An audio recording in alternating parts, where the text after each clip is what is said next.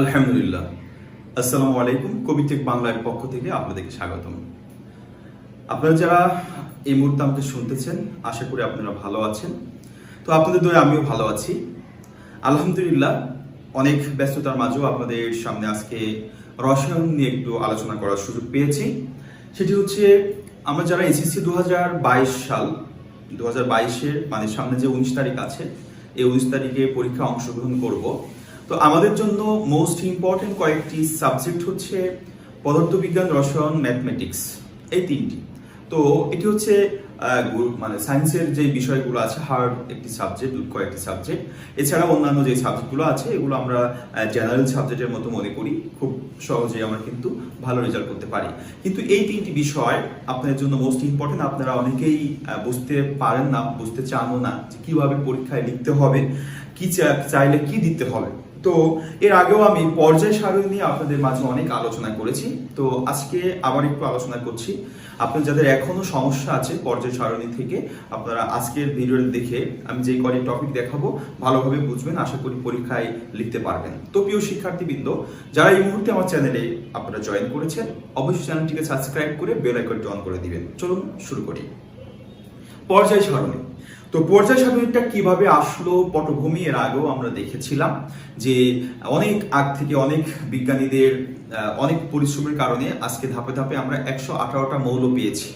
এই 118টা মৌল সম্পর্কে আমরা যদি ভালোভাবে জানতে চাই, তাহলে আমাদের পর্যায় সারণী সম্পর্কে ধারণা রাখতে হবে, এই অধ্যায়টা ভালোভাবে পড়তে হবে। কিন্তু আমরা সব অধ্যায় এবছর পড়ছি না, এই কারণেই যেহেতু সরকার সুযোগ দিয়েছে, শিক্ষা বোর্ড সুযোগ দিয়েছে, সেখান থেকে আমরা যে টপিকগুলো দিয়েছে শর্ট সিলেবাস যেটা আমরা বলেছি, সেই সিলেবাসে যে যে টপিকগুলো আছে ওইগুলো আমরা আপাতত শিখে রেজাল্ট যেন ভালো করতে পারি, যেহেতু সময় আমাদের হাতে খুবই কম। প্রিয় শিক্ষার্থীবৃন্দ, পর্যায় সারণী থেকে মোস্ট ইম্পর্টেন্ট টপিক যেটি গ এবং ঘ নম্বরের জন্য, সেই দুটি টপিক হচ্ছে অবস্থান নির্ণয়, মৌলের অবস্থান নির্ণয়, আর একটি হচ্ছে পর্যায়বৃত্ত ধর্ম।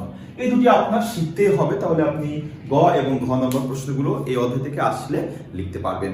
এখন এখানে আরেকটি বিষয়, পর্যায় সারণী সূত্র বা পর্যায় সূত্র কি। এই পর্যায় সূত্র নিয়ে আপনাদের অনেক কনফিউজড রয়েছে, আমি সেটা দূর করার জন্য এটা লিখেছি।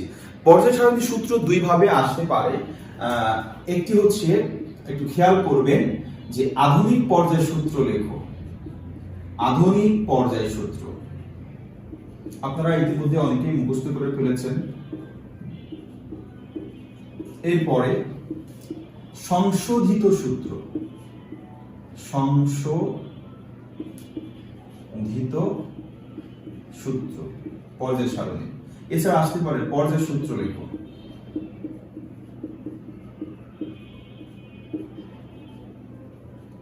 এরকম আসতে পারে। তো এই দুইটা যদি আসে আপনি একই রকম লিখবেন, আধুনিক পর্যায় সূত্র অথবা পর্যায় সারণীর সংশোধিত সূত্র। তো এখানে কি একটু খেয়াল করবেন যে পর্যায় সারণী যখন ফার্স্ট মেন্ডেলিভ একটি সূত্র দিয়েছিল, তখন সে বলেছিল যে পর্যায় সারণীতে যে আমাদের রাসায়নিক ও ধর্ম বলে আছে, সেটা পারমাণবিক ভর অনুযায়ী পর্যায়ক্রমে আবর্তিত হয়। পারমাণবিক ভর অনুযায়ী সামনের দিকে বা পেছনের দিকে এক কথায় পর্যায়ক্রমে আবর্তিত হয়। কিন্তু পারমাণবিক ভর নিয়ে যদি মৌলগুলোর আমরা আলোচনা করেছি, দেখেছি যে কয়েকটি মৌলের ক্ষেত্রে সমস্যা হচ্ছিল। এই সমস্যার সমাধানের পরই কিন্তু কিছুদিন পর আমাদের প্রোটন সংখ্যা বা পারমাণবিক সংখ্যা আবিষ্কৃত হয়। তখন পর্যায় সারণীর সূত্রটা পরিবর্তন হয়ে যায়, যে পারমাণবিক সংখ্যা অনুযায়ী পর্যায়ক্রমে আবর্তিত হয়। সেই পারমাণবিক সংখ্যা অনুযায়ী পর্যায়ক্রমে আবর্তিত হয়, এটি এখন আধুনিক, ওটি হচ্ছে সংশোধিত সূত্র। তাহলে সংশোধিত যদি সূত্র আসে, আপনারা লিখবেন যে পারমাণবিক সংখ্যা অনুযায়ী পর্যায়ক্রমে আবর্তিত হয় মৌলসমূহের ভৌত ও রাসায়নিক ধর্ম। আর যদি সূত্র আসে পর্যায় সূত্রটি লেখো, তখন আপনারা লিখতে পারবেন যে মৌলসমূহের রাসায়নিক ও ভৌত ধর্ম তাদের পারমাণবিক ভর অনুযায়ী পর্যায়ক্রমে আবর্তিত হয়। আশা করি বুঝতে পেরেছেন। তো এরপর আমরা যে টপিকটা দেখব, অবস্থান নির্ণয়। আচ্ছা, অবস্থান নির্ণয় বলতে আমরা কি বুঝি? পর্যায় সারণী তো আমরা দেখছি, যদি এরকম পর্যায় সারণী হয়, এরকম পর্যায় সারণী হয়, আপনারা দেখেছেন, আপনাদের বই আছে 4 নম্বর অধ্যায় যেটা আছে, এটা যদি আমরা ধরি গ্রুপ 1, গ্রুপ 2, গ্রুপ 3, 4, 5, 6, আর এটা আমরা ধরে দিলাম হচ্ছে পর্যায় 1, 2, 3, 4, 5, এরকম আপনাদের বইতে দেখবেন। তো আমি এমনি একটা ডেমো আঁকা দিচ্ছি। মনে করেন এইখানে এই ঘরে সোডিয়াম আছে, এখানে একটি হাইড্রোজেন আছে, এখানে লিথিয়াম আছে, এখানে পটাশিয়াম আছে, এখানে ম্যাগনেসিয়াম আছে, এই আর এখানে আছে বেরিলিয়াম, বোরন এভাবে আছে, আর এখানে আছে ক্যালসিয়াম, এই এরকম আছে। এখন দেখেন এই যে সোডিয়াম Na এটা কত নম্বর পর্যায়ে আছে? এটা হচ্ছে পর্যায়, এটা হচ্ছে পর্যায় সংখ্যা, আর এগুলো সব গ্রুপ। গ্রুপ কোনগুলো? আমরা যে খবরের কাগজে পড়ি না, উপর থেকে নিচে কলাম থাকে, সেই কলামটাই হচ্ছে গ্রুপ। এগুলো টোটাল আমাদের পর্যায় সারণীতে 18টা গ্রুপ রয়েছে, এইভাবে 1 2 3। আর এদিকে যদি যায় এটা হচ্ছে পর্যায় সংখ্যা, সারি সংখ্যা, লাইন, বাম থেকে ডানে, উপর থেকে নিচ। উপর থেকে নিচ হচ্ছে গ্রুপ, বাম থেকে ডানে হচ্ছে পর্যায়। উপর থেকে নিচ হচ্ছে গ্রুপ, ডান থেকে বামে অথবা বাম থেকে ডানে হচ্ছে পর্যায়। তাহলে এই সোডিয়াম 1 নম্বর গ্রুপে এবং 3 নম্বর পর্যায়ে আছে। দেখেন তো এই জায়গাটায় কয়টা মৌল আছে? একটি মৌল আছে, তার মানে পর্যায় সারণীতে একটি ঘরে একটি মৌল থাকবে, এবং সেই মৌলটি কত নম্বর গ্রুপে কত নম্বর পর্যায়ে আছে সেটি আপনার নির্ণয় করতে হবে। এটি হচ্ছে মৌলসমূহের অবস্থান নির্ণয়। এই অবস্থান নির্ণয় করতে হলে আপনার একটা বিষয় জানতে হবে, ইলেকট্রন বিন্যাস। ইলেকট্রন বিন্যাস ইতিমধ্যে অনেকবার শিখেছে আপনাদের, যারা শেখেন নাই তারা বিগত যেই ভিডিওগুলো আছে সেগুলো একটু ফলো করবেন, তাহলে আপনার পর্যায় সারণীর যেই পর্যায় ইলেকট্রন বিন্যাস আছে সেটি আপনারা জানতে পারবেন। এখন আমরা যদি অবস্থান নির্ণয় করি একটু খেয়াল করবেন। আমরা সোডিয়ামের কথা চিন্তা করি। সোডিয়ামের প্রোটন সংখ্যা হচ্ছে 11। ইলেকট্রন বিন্যাস এভাবে আমরা দেখেছি আগে, 1s 2 2s 2 2p 6 3s 1। এটা হচ্ছে সোডিয়ামের ইলেকট্রন বিন্যাস। আচ্ছা, এটা কোথা থেকে পাইলেন? আপনারা যদি এটা মুখস্থ করেন করতে পারবেন।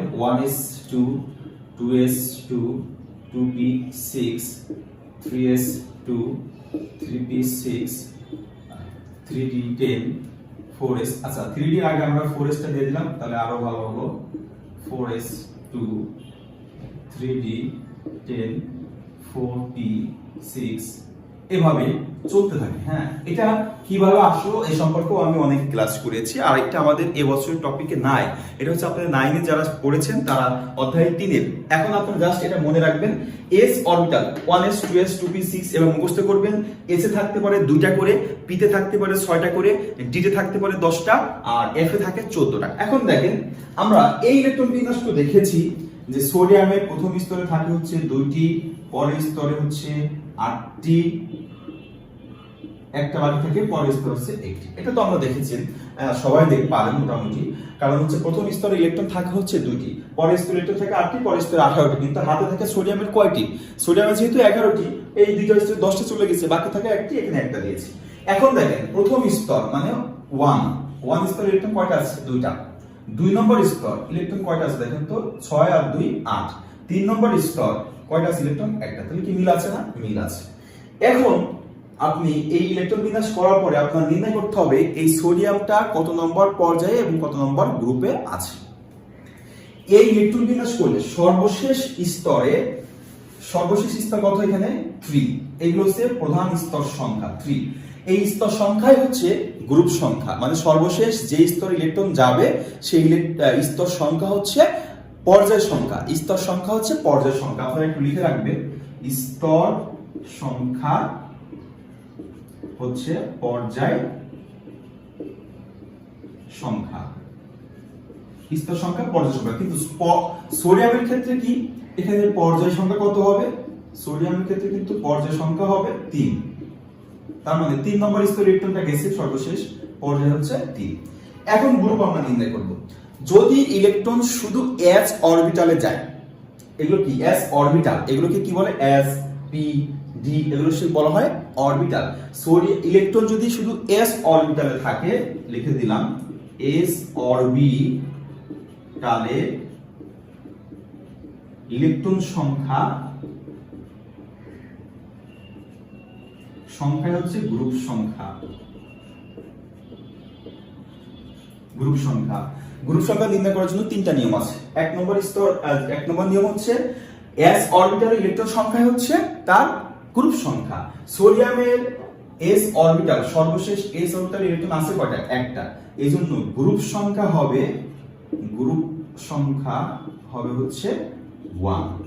তাহলে আমরা বুঝতে পারলাম সোডিয়াম 1 নম্বর গ্রুপে 3 নম্বর পর্যায়ে অবস্থিত আছে, কিছুক্ষণ আগে যা দেখলাম।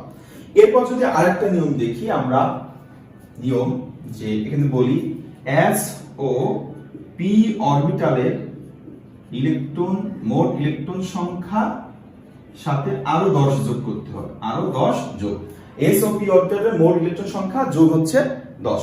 আচ্ছা, মোট ইলেকট্রন সংখ্যা একটু ভালো করে লিখে দিই, মোট ইলেকট্রন সংখ্যা যোগ হচ্ছে 10 সমান হবে গ্রুপ সংখ্যা। একটু ভালো করে খেয়াল করেন, s এবং p অরবিটালে গেলে ওই দুটো অরবিটালে ইলেকট্রন সংখ্যা যোগ করতে হবে, করে তার সাথে 10 যোগ করতে হবে। যেমন আমরা যদি অ্যালুমিনিয়ামের কথা চিন্তা করি, একটু খেয়াল করবেন, Al 13 ইলেকট্রন বিন্যাস, এই নিয়মে চলে যাব 1s 2 2s 2 2p 6 3s 2 পড়ে গেল 10 আর 2 12 থাকে একটা, তাহলে আমরা গেলাম 3p1, কত হলো 13টা ইলেকট্রন চলে গেল, কারণ 2 2 4 6 10 আর 3 13। এখন দেখেন লাস্ট স্তর কি আছে, 3 নম্বর স্তর না, এটাও 3 এটাও 3, মানে 3 নম্বর স্তরে ইলেকট্রন পৌঁছেছে। সেখানে 3 নম্বর স্তরে অরবিটাল আছে কয়টা, দুইটা, একটা হচ্ছে p আর একটা হচ্ছে s। তাহলে s আর p, এখানে ইলেকট্রন আছে কয়টা, s এ আছে হচ্ছে দুইটা, s এ আছে দুইটা, p তে আছে কয়টা, একটা, যোগ করে তার সাথে কত যোগ করতে হবে, 10 যোগ করতে হবে, 10। তাহলে কত হবে, 3 আর 10 কত হলো 13। তার মানে এই অ্যালুমিনিয়ামের গ্রুপ সংখ্যা হচ্ছে 13 নম্বর গ্রুপে অবস্থিত। এবং যদি পর্যায় নির্ণয় করি, সর্বশেষ স্তর কত, 3, তার মানে পর্যায় সংখ্যা হচ্ছে 3। তাহলে অ্যালুমিনিয়ামের ক্ষেত্রে আমরা দেখলাম গ্রুপ 13 তে এবং পর্যায় 3 এ অবস্থিত। শিক্ষার্থীবৃন্দ, ইলেকট্রন বিন্যাসের ক্ষেত্রে আপনাদের আর একটি মাত্র নিয়ম বাকি আছে, নিয়মটা একটু খেয়াল করবে, আমি এটা মুছে দিলাম। আর একটা নিয়ম হচ্ছে, যদি 4s আর 3d তে ইলেকট্রন থাকে তবে ইলেকট্রন সংখ্যা যোগ করব, ইলেকট্রন যোগ করলে হবে সেটা গ্রুপ সংখ্যা। আমরা একটু উদাহরণ দেখলেই বুঝতে পারবো। হ্যাঁ, তো উদাহরণ যদি আমরা দেখি একটু খেয়াল করবেন, যেমন আমরা 20 মনে করলাম, 20 মানে হচ্ছে ক্যালসিয়াম, ক্যালসিয়াম হচ্ছে 20, যদি ইলেকট্রন বিন্যাস করি 1s 2 2s 2 2p 6 3s 2 3p 6 3d 4s 4s এ ইলেকট্রন থাকে দুইটা। আমাদের একটা নিয়ম দেখেছিলাম যে ইলেকট্রন বিন্যাসের 3d তে আগে ইলেকট্রন যায় না, 4s পূর্ণ করলে তারপরে বাকি থাকলে 3d তে আসে। তো এখন যেহেতু 20টা আছে, আমাদের এখানে d এ কিন্তু ইলেকট্রন নাই, 0। আবার যদি 21 যখন থাকে, যেটা হচ্ছে s আর 21 যখন থাকে, তখন কিন্তু আমাদের ইলেকট্রন বিন্যাস এরকম হবে, লাস্টে কি হবে 3d আর 4s, 4s দুটো দেওয়ার পরে d এ কিন্তু একটা থাকে। এখন দেখেন এখানে সর্বশেষ স্তর কত, 4, তার মানে পর্যায় সংখ্যা হচ্ছে 4। সর্বশেষ স্তরে এখানে কি হয়েছে, d আর s আছে, তো d তে s এ আছে দুইটা আর এটা d তে আছে কয়টা, 0, তাহলে কত হলো 2। তার মানে ক্যালসিয়াম হচ্ছে 2 নম্বর গ্রুপে অবস্থিত আর সর্বশেষ স্তর কত, 4, তার মানে পর্যায় সংখ্যা হচ্ছে 4। এরপরে 21 যেটা আছে স্ট্রোনশিয়াম, সেখানে হচ্ছে s এ আছে দুইটা আর d তে আছে একটা, যোগ করে কত হবে 3, তার মানে a আছে 3 নম্বর গ্রুপে আর পর্যায় হচ্ছে কত, 4। এই হচ্ছে আপনার ইলেকট্রন বিন্যাসের মাধ্যমে পর্যায় সারণীতে অবস্থান নির্ণয়। এটা আপনার শিখতেই হবে, না শিখলে আপনি গ নম্বর প্রশ্ন আসলে পারবেন না, 100% এই নিয়ম থেকে গ নম্বর প্রশ্ন আপনি পাবেনই। এরপর পর্যায়বৃত্ত ধর্ম, মোস্ট ইম্পর্টেন্ট। পর্যায়বৃত্ত ধর্মতে এবছরের জন্য আমাদের যেটা ইম্পর্টেন্ট বিষয়, সেটি হচ্ছে 1 নম্বরে আমাদের দেখতে হবে ধাতব ও অধাতব ধর্ম।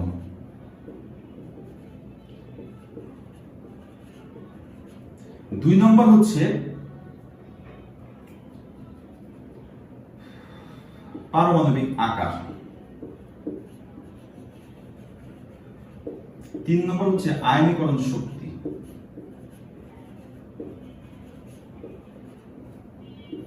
4 নম্বর হচ্ছে সক্রিয়তা। এই কটা বিষয় পড়লে আপনারা এখান থেকে ঘ নম্বর প্রশ্ন আসতে পারবেন আশা করতেছি এবছরের জন্য। তো পর্যায়বৃত্ত ধর্ম ধাতব অধাতব কি? প্রিয় শিক্ষার্থীবৃন্দ, ধাতু মানে হচ্ছে যে সকল মৌল ইলেকট্রন ছেড়ে দেয়, যে সকল মৌল ইলেকট্রন ছেড়ে ক্যাটায়ন তৈরি করে তাদেরকে বলা হয় ধাতু। যে সকল মৌল ইলেকট্রন ছেড়ে ক্যাটায়ন তৈরি করে তাদেরকে বলা হয় ধাতু। যেমন গ্রুপ 1 এ যারা আছে আর গ্রুপ 2 এ যারা আছে, গ্রুপ 1 আর 2, গ্রুপ 1 আর 2 এর মৌলগুলো সবই হচ্ছে ধাতু, কারণ তারা ইলেকট্রন ছেড়ে দেয়। যেমন আপনি চিন্তা করেন সোডিয়ামের কথা চিন্তা করেন, সোডিয়াম একটি ইলেকট্রন ত্যাগ করে সোডিয়াম কি করে একটা প্লাস হয়, কারণ আমরা দেখেছি ইলেকট্রন ছাড়লে ক্যাটায়ন হয়, ধনাত্মক চার্জিত হয়। তাহলে সোডিয়াম যেহেতু ছেড়ে দিল, সোডিয়াম হচ্ছে ধাতু। আবার এখানে যদি আসে ক্যালসিয়াম ইলেকট্রন ছেড়ে দেয় ধাতু, ম্যাগনেসিয়াম ইলেকট্রন ছেড়ে দেয়, ম্যাগনেসিয়াম হচ্ছে ধাতু। এখন হচ্ছে যারা ইলেকট্রন ছাড়ে এদেরকে বলা হয় ধাতু। আর ইলেকট্রন ছাড়ার যে ধর্ম, এই ধর্মকে বলা হয় ধাতব ধর্ম। বুঝতে পেরেছেন নিশ্চয় কি বলেছি? ইলেকট্রন ছাড়লে তাকে বলা হয় ধাতু, আর ইলেকট্রন ছাড়ার যে ধর্ম এটাকে বলা হয় ধাতব ধর্ম। একই রকম ভাবে যারা ইলেকট্রন গ্রহণ করে তাদেরকে বলা হয় অধাতু, যারা ইলেকট্রন গ্রহণ করে তাদেরকে বলা হয় অধাতু, আর এই ইলেকট্রন গ্রহণ করার ধর্মকে বলা হয় অধাতব ধর্ম। যেমন দেখেন ক্লোরিন একটি ইলেকট্রন গ্রহণ করে হয় Cl-, তাহলে সে কি করেছে? গ্রহণ করেছে, অ্যানায়ন তৈরি করেছে। এই যে ধর্ম এটাকে বলা হয় অধাতব ধর্ম। এখন আমরা যেটা জানতে হবে যে পর্যায় সারণীতে কোন দিক থেকে কোন দিকে গেলে ধাতু ধর্ম বৃদ্ধি পায় বা অধাতব ধর্ম হ্রাস পায় ইত্যাদি। তো একটা বিষয় চিন্তা করেন, যেহেতু এই পাশের মৌলগুলো আপনার ধাতু, এই পাশের মৌলগুলো কি সব ধাতু। এখন এই পাশের মৌলগুলো সব অধাতু, শুধু এই পাশে একটা আছে এটা বাদে, এখানে যে নিষ্ক্রিয় গ্যাস আছে একটা 18 নম্বর গ্রুপ বাদে। তো এখন আমরা যদি এদিকে আস্তে আস্তে যাই, মানে বাম, এটা হচ্ছে বাম পাশ আর এটা হচ্ছে কি ডান পাশ, যদি বাম দিক থেকে ডান দিকের দিকে যায় তাহলে কি হয় দেখুন তো, এই 1 নম্বর গ্রুপ হচ্ছে তীব্র ধাতু, খুব দ্রুত ইলেকট্রন ছেড়ে দেয়। তার তুলনায় 2 নম্বর গ্রুপ একটু লেট করে ইলেকট্রন ছাড়ে, তার তুলনায় 3 নম্বর যে আছে সে একটু লেট করে ছাড়ে। এভাবে ইলেকট্রন ছাড়ার যে গতি এটা আস্তে আস্তে কমে যাচ্ছে। মাঝখানের দিকে আসলে কেউ ইলেকট্রন ছাড়ে, কেউ গ্রহণ করে, আবার ডানে গেলে ইলেকট্রন সবাই গ্রহণ করা শুরু করে। একেবারে লাস্টে যেটা আছে 17 নম্বর গ্রুপ, সে খুব দ্রুত ইলেকট্রন গ্রহণ করে। তাহলে খুব দ্রুত ছাড়ছে, ধাতব ধর্ম বৃদ্ধি পাচ্ছে বা ধাতব ধর্ম বেশি, আস্তে আস্তে যাচ্ছে ধাতব ধর্ম হ্রাস পাচ্ছে, আস্তে আস্তে যাচ্ছে এদিকে অধাতব ধর্ম বৃদ্ধি পাচ্ছে। তাহলে আমরা ধাতব এবং অধাতব ধর্মটা কিভাবে লিখব?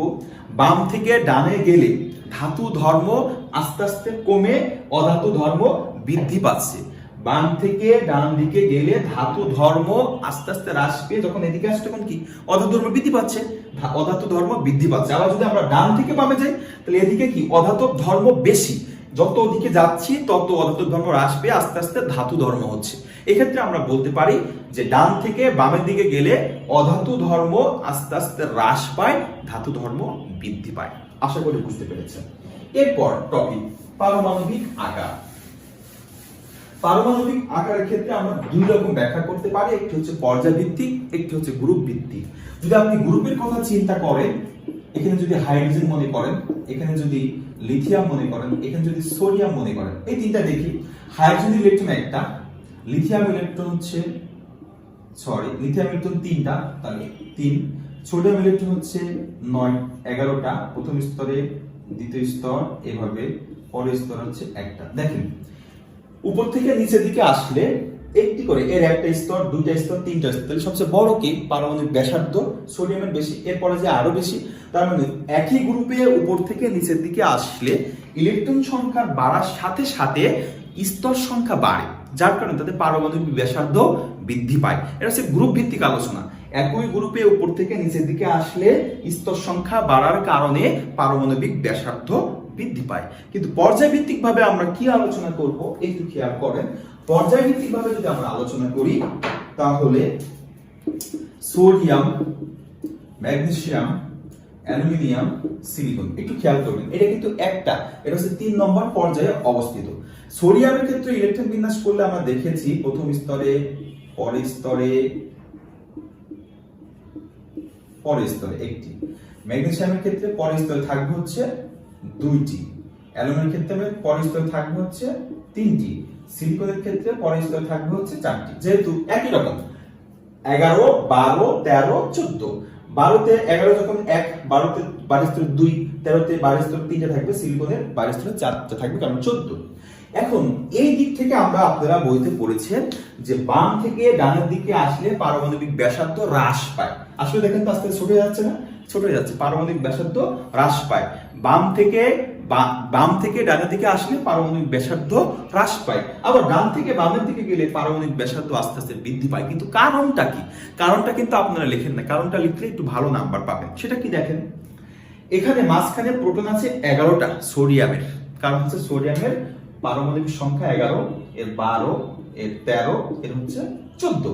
তাহলে এর প্রোটন হচ্ছে বাইরে 11টা, হ্যাঁ ভিতরে প্রোটন আছে 11টা, বাইরে 1 ইলেকট্রন, এর বাইরে 2টা ইলেকট্রন, মাঝখানে 12টা, এর বাইরে 3টা, মাঝখানে 13টা, এর বাইরে 4টা, মাঝখানে 14টা। তাহলে আমরা জানি কি ইলেকট্রন আর প্রোটন পরস্পর কি করে? আকর্ষণ করে। সেই ক্ষেত্রে এর 11টা প্লাস আর একটা মাইনাসের যে আকর্ষণ, তার তুলনায় 12টা প্লাস 2টা ইলেকট্রনের কি আকর্ষণ বৃদ্ধি পাবে, তার তুলনায় এর আরো বৃদ্ধি পাবে। তার তুলনায় সিলিকনের 14টা প্রোটন আর 4টা ইলেকট্রন, তাদের আকর্ষণ আরো বেশি হবে, যার কারণে আস্তে আস্তে বাইরের স্তরটা নিউক্লিয়াসের দিকে সরে আসে। এই জন্য বাম থেকে ডানের দিকে গেলে পারমাণবিক ব্যাসার্ধ হ্রাস পায়। বিষয়টা কি বুঝতে পেরেছেন? আমি মনে হয় বুঝাইতে পেরেছি। আর ডান থেকে বামের দিকে গেলে আপনাদের পারমাণবিক ব্যাসার্ধ বৃদ্ধি পায়, এটা আপনাদের শিখতেই হবে। হ্যাঁ, এই পারমাণবিক ব্যাসার্ধের উপর নির্ভর করে আমরা আয়নীকরণ শক্তিটা কি করতে পারি? ব্যাখ্যা করতে পারি। যে সকল আয়নীকরণ শক্তি তাহলে কাকে বলে আপনার জানতে হবে। 1 মোল গ্যাসীয় মৌল থেকে যদি 1 মোল ইলেকট্রন সরাই দিই, তাহলে ধনাত্মক চার্জে চার্জিত হবে, সেখানে যে পরিমাণ শক্তি লাগবে সেটাকে বলবো আয়নীকরণ শক্তি। এখন ইলেকট্রন ছাড়লে যে ধনাত্মক হয়, এটা তো আপনারা দেখেছেন, কিছুক্ষণ আগে দেখেছি, ইলেকট্রন ছেড়ে ক্যাটায়ন বা ধনাত্মক চার্জে চার্জিত হয়।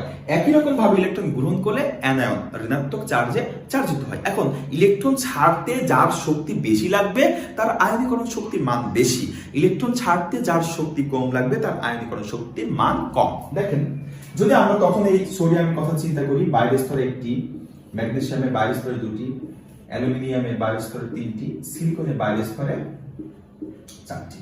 মাঝখানের এই প্রোটন থেকে দেখেন তো, এখানে সবচেয়ে প্রোটন আকর্ষণ ছিল কার? প্রোটনের সাথে ইলেকট্রনের আকর্ষণ, প্রোটনের সাথে ইলেকট্রনের আকর্ষণ। তাহলে এখানে কি ঘটনা ঘটছে? প্রোটন থেকে ইলেকট্রনের দূরত্ব কি বেশি না কম? দেখেন তো, বেশি, কিন্তু এর একটু কম, এর আরো কম, এর আরো কম। তাহলে যেহেতু ইলেকট্রন আর প্রোটন আকর্ষণ করে, এদের দূরত্ব বাড়ার কারণে আকর্ষণটা কি এর তুলনায় একটু কম আছে না?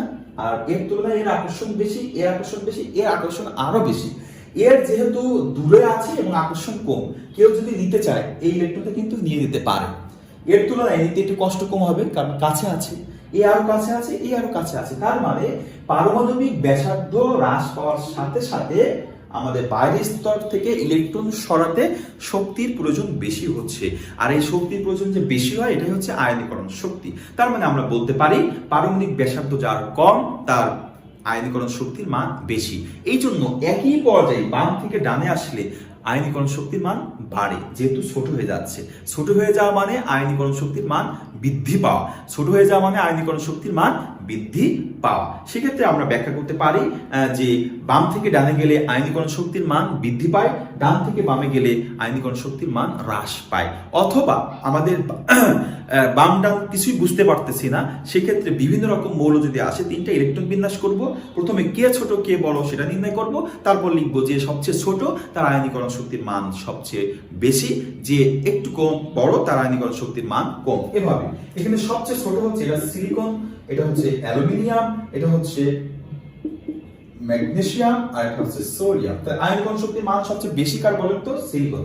সেক্ষেত্রে আমরা লিখতে পারবো সিলিকনের মান সবচেয়ে বেশি, অ্যালুমিনিয়ামের তার থেকে একটু কম, ম্যাগনেসিয়ামের তার থেকে একটু কম, সবচেয়ে কম হচ্ছে সোডিয়াম। মানে সোডিয়াম থেকে খুব দ্রুত একটি ইলেকট্রন সরায় নেওয়া যায়। এটা হচ্ছে আয়নীকরণ শক্তি। এখন দেখেন এই জায়গাটায় সক্রিয়তা একবার আমি বলে দিচ্ছি। সক্রিয়তা মানে কোন মৌলটি কত দ্রুত ইলেকট্রন ছেড়ে দিতে পারে অথবা গ্রহণ করতে পারে। যে যত দ্রুত ছাড়ে অথবা যত দ্রুত গ্রহণ করে তার সক্রিয়তা বেশি। যদি এই চারটার ক্ষেত্রে আলোচনা করি, কে সবচেয়ে বেশি ইলেকট্রন দ্রুত ছাড়তে পারে ছেড়ে যৌগ গঠন করে, দেখেন তো কার ইলেকট্রনটা প্রোটন থেকে দূরে আছে? সোডিয়ামের দূরে আছে না? আয়নীকরণ শক্তির মান সোডিয়ামের কম। যাদের আয়নীকরণ শক্তির মান কম তারা খুব দ্রুত ইলেকট্রন ছাড়তে পারে, খুব দ্রুত ইলেকট্রন ছেড়ে দিতে পারে। সোডিয়ামে কিন্তু কি করে? খুব দ্রুত ইলেকট্রন ছাড়ে। এই জন্য সোডিয়ামের এই চারটার ভিতরে সোডিয়ামের সক্রিয়তা বেশি, সোডিয়ামের সক্রিয়তা বেশি। তার মানে আমরা বুঝতে পারছি যে সকল মৌল খুব দ্রুত ইলেকট্রন ছাড়ে অথবা দ্রুত ইলেকট্রন গ্রহণ করে তাদের সক্রিয়তার মান বেশি। এই চারটার ক্ষেত্রে সোডিয়ামের সক্রিয়তা সবচেয়ে বেশি, তার তুলনায় ম্যাগনেসিয়াম, তার তুলনায় অ্যালুমিনিয়াম, তার তুলনায় সিলিকন। দেখেন এটা ঠিক উল্টা, আয়নীকরণ শক্তির মান বেশি, সক্রিয়তা কম। তার মানে যাদের আয়নীকরণ শক্তির মান ইলেকট্রন সহায়তা শক্তির প্রয়োজন হয় তারা তো ইলেকট্রন তাড়াতাড়ি ছাড়তে পারছে না, যৌগ গঠন করতে পারছে না, এই জন্য সক্রিয়তা কম। আর যারা খুব দ্রুত ইলেকট্রন ছেড়ে দিতে পারছে তাদের সক্রিয়তা বেশি। শিক্ষার্থীবৃন্দ, এই হচ্ছে আপনাদের মোস্ট ইম্পর্টেন্ট টপিক পর্যায় সারণীর জন্য।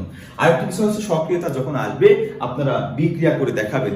যেমন সোডিয়াম আর যদি আমরা ক্লোরিন দেখি, সোডিয়াম ক্লোরিন খুব দ্রুত ইলেকট্রন ছেড়ে গ্রহণ করে সোডিয়াম ক্লোরাইড গঠন করতে পারে। এরকম বিক্রিয়া দিয়ে দিবেন, তাহলে আপনাদের রেজাল্টটা ভালো হবে, নাম্বারটাও ভালো হবে। প্রিয় শিক্ষার্থীবৃন্দ, পর্যায় সারণীর মোস্ট ইম্পর্টেন্ট বিষয়গুলো আজকে আপনাদের একটু বোঝানোর চেষ্টা করলাম। কেমন লেগেছে একটু কমেন্টের মাধ্যমে জানাবেন। অন্য কোনো টপিক যদি আপনারা জানতে চান তাহলে সেটাও আমাকে জানাবেন কমেন্টের মাধ্যমে, আমি সেগুলো নিয়ে পরবর্তীতে আলোচনা করার জন্য চেষ্টা করব। শিক্ষার্থীবৃন্দ, আপনারা ইতিমধ্যেই দেখেছেন আমি আপনাদের একটা স্পেশাল সাজেশন দিয়েছি কমন উপযোগী। আপনারা অনেকেই কমেন্ট করছে ট্রেড পাচ্ছেন না বা ইত্যাদি। আমি ট্রেড কমপ্লিট করেছি, আপনারা যারা অনেক আগে নিয়েছেন আপনারা একটু আমাকে নক করবেন, আমি ট্রেডগুলো দিয়ে দিব। দুই একটি বাকি আছে এখনো, একেবারে যে পিছনের সারির যেই ট্রেডগুলো আছে কাজ চলতেছে, ইনশাল্লাহ দিয়ে দিব। প্রিয় শিক্ষার্থীবৃন্দ, আপনারা হতাশ হবেন না। কবিটেক বাংলা সবসময় আপনাদের সাথে ছিল, এখনো থাকবে। আর আপনারা জানেন কবিটেক বাংলার কবির স্যার কেমন, আপনারা অনেকেই জানেন।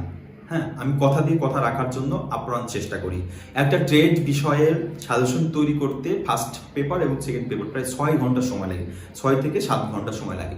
তাহলে এই এতগুলো ট্রেড করতে কত সময় লাগে অবশ্যই আপনি বুঝতে পারছেন। সেক্ষেত্রে একটু সময় লাগতেছে, আপনারা একটু ক্ষমা সুন্দর দৃষ্টি দেখবেন এবং একটু ধৈর্য ধারণ করবেন, আশা করি ভালো হবে। আর প্রিয় শিক্ষার্থীবৃন্দ, আপনাদের জন্য আরো বিষয় রয়েছে যেগুলো হচ্ছে আপনাদের ইউটিউবে একটি লাইভ ক্লাস করাবো, একটি না কয়েকটি লাইভ ক্লাস করাবো। আপনারা সাথে থাকবেন, আপনাদের যে কোনো প্রশ্ন আপনারা সরাসরি করে আমার কাছ থেকে সেটি উত্তর নিতে পারবেন। তো আজকে এখানে শেষ করতে চাচ্ছি, পরবর্তীতে কোনো কিছু নিয়ে আবার হাজির হব। সে পর্যন্ত ভালো থাকবেন, সুস্থ থাকবেন। আসসালামু আলাইকুম।